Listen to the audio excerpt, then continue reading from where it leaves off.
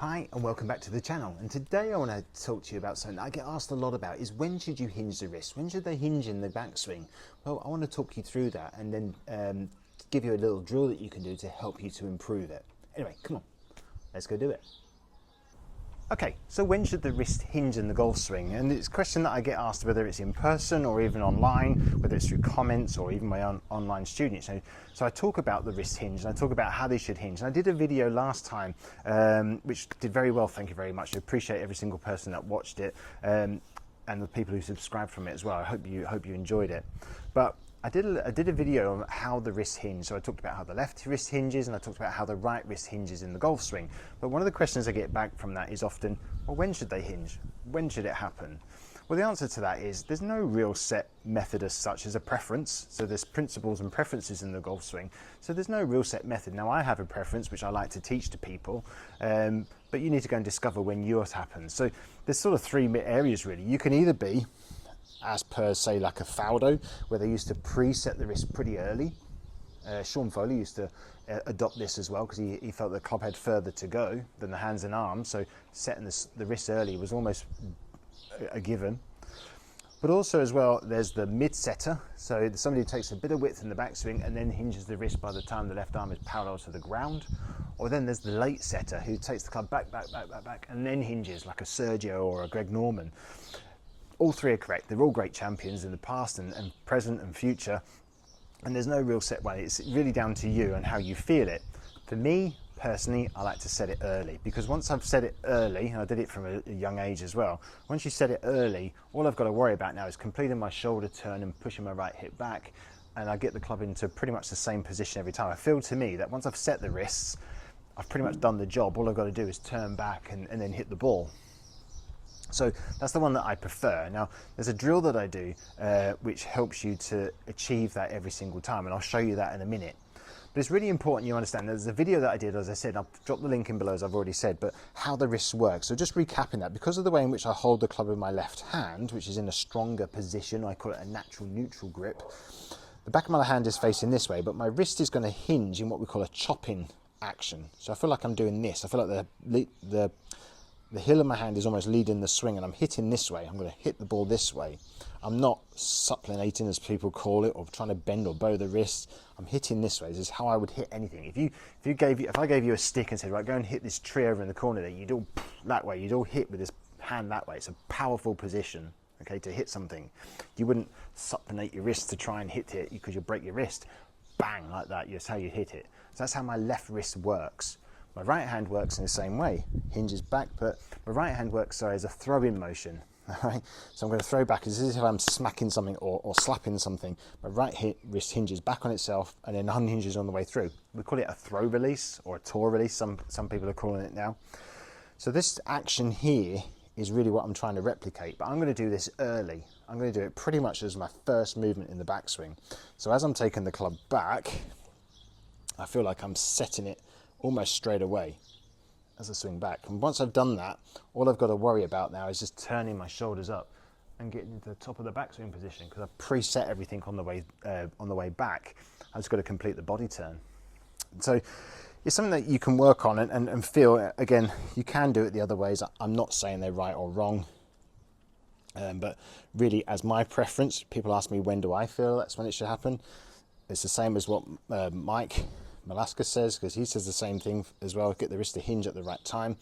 But from here really I'm just going to feel as I'm almost setting the wrists. I feel like I'm pushing the handle of the club down, the butt end of the club downwards and the club head up. So I feel like I'm doing it almost straight away. This keeps the club head outside my hands and I just got to turn to get to the top. So I'll pretty much do it almost straight away. So just and through. Okay, so I feel like I do that and I can repeat that every single time. So it's really important. Now, there's a drill that I did, which I used to do when I was younger, and I'm going to share it with you now. Okay, so what's the drill? It's a drill that I used to do many, many years ago. I mean, gosh, we're talking back in the late 80s, early 90s, when I was learning the game back then. It was there was a drill that Faldo used to do, Sir Nick Faldo, and it used to be called the preset drill. And it used to give him a feeling of how the wrist should be, and all he had to worry about was turning the shoulders on the backswing. Well, it's a similar sort of thing now. I mean, a lot of people still do it, and a lot of people make a fuss about it, but it's a great drill. And it's something that I still do pretty much sometimes if I feel like I'm not turning my body enough, or I'm feeling like I'm losing the club head in the backswing and I'm not getting this quite set. Because it means one thing less to worry about. I don't have to worry about how my hand's working correctly. I've pretty much done it. So the drill is pretty easy, really. It's called the preset drill. And basically all you're going to do is you're going to take a stance, get your hands on correctly, and all I'm going to do is just preset the wrists back on myself. So I can feel my left wrist hinging that way, as I said before, so I can feel that hinging this way, and my right wrist feels like it hinges back on itself. I'm just going to hinge it back like so. I'm going to try and keep the hands sort of in front of me. They might move back a little bit in line with my right leg, which is fine. I'm fine with that. But I'm going to get that feeling of my right wrist being on top, my right hand being on top of the shaft. My left wrist feels like I'm doing that chopping motion. And this gets the club face pretty square to my swing path, if I do that correctly. My club face isn't fanned open. I've got myself in a nice position. My shaft of the club is fairly level with the ground, or parallel to the ground. And that's what I've got to worry about. And all we're going to do from here really is then just swing back and then hit the ball on the way through. You can go slowly. You can tee it up if you want to. Depends on your skill levels, but it's just a good way to practice it. So just from this angle, I've got my grip correct. I'm just going to feel that snap of that club. I feel like I'm actually hinging the butt of the club downwards and the club head up, as I said in the last one here. The shaft doesn't have to be parallel to your toes. It can be a little bit outside your hands. I'd rather it be outside your hands, in all fairness. But I'm just rehearsing that position. My hands are in front of my right leg. I'm just presetting the wrists, and then all I've got to do from here is just turn and then hit through.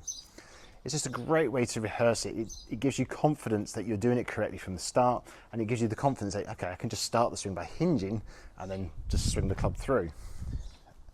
And I pretty much still do this now, to be honest with you. I'm 50 now and I still do it. So I'm just going to hinge the wrist up, feel that wrist turn down. I'm just going to turn back and turn through.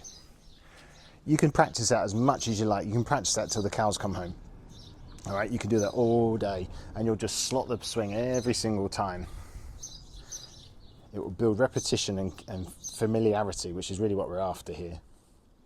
So I'm just going to preset the wrist back and through.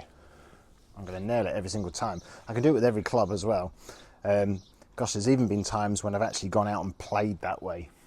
Because I just felt so confident with it and so comfortable with it. There wouldn't be anything wrong with doing that either. If I played good golf with it, so be it. But I want to try and keep the swing flowing if I possibly can. So I'm just going to get that feeling, just preset it, back and through. All right, I can practice that. Once I've done that a few times, I can then have the confidence to stand up to it with a golf ball and then complete the swing and try and get that feeling of hinging the wrist early in my swing.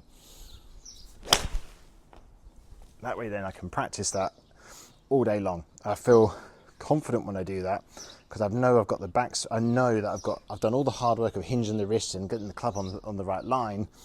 I've done it pretty much from the off, and all I've got to do then is just turn back. So hinge it and just get that feeling. So hinge and swing through. Okay, that was a better one. So just practice that as much as you possibly can. It will improve your golf for sure. Okay, so there you go. That's what we call the preset drill. It's a great drill. I really recommend that you do that as much as you possibly can. You can work with every single club as well. It takes a bit of time to get used to it with the driver, but you can still do it. Anyway, I hope you enjoyed that video. Please remember to like, subscribe, and share it with your friends as well. And hit that little notification button so you'll know when I'm releasing the next one. Anyway, hope you enjoyed it, and I hope to catch you next week.